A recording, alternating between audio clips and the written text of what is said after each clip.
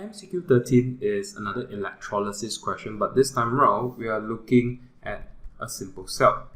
Now again, just a quick check here. A simple cell is being marked out as 1 because there's the absence of batteries. Rather than the presence of a voltmeter, it is the absence of a battery that determines whether it's a simple cell or is it an electrolytic cell.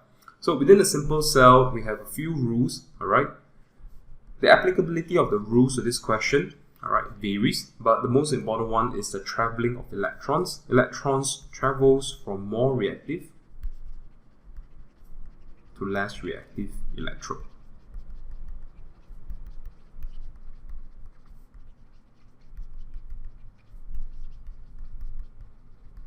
So rule 2 itself will talk about the magnitude of voltage that's found on the voltmeter. It's actually proportional to the difference in reactivity between the two metal electrodes.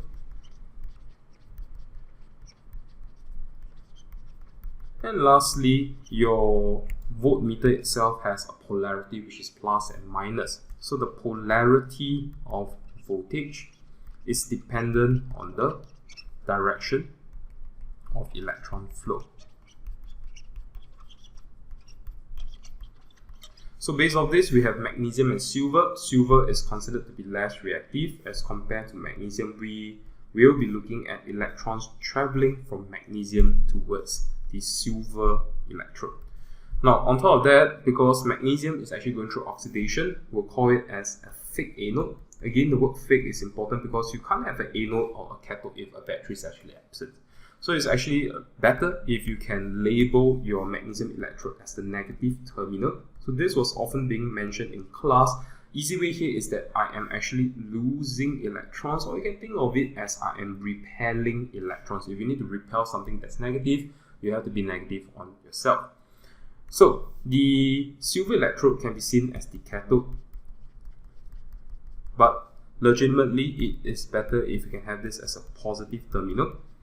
So if the logic of why magnesium is negative is a little bit confusing for you, you can think of silver electrode itself is actually gaining electrons. In order for you to gain something negative, you have to be positive.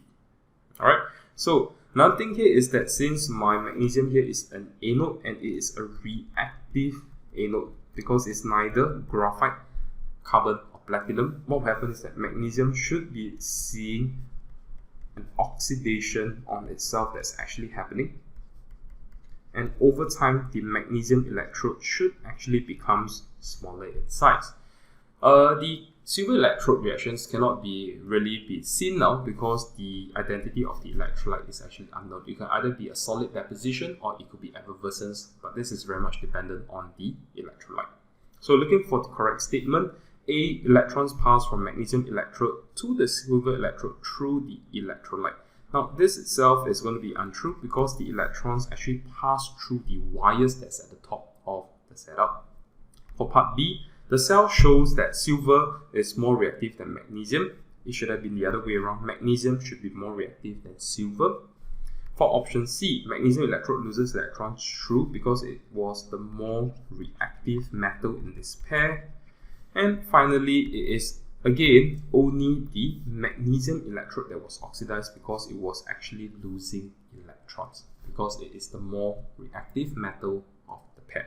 So the answer for this question, we're going for option C.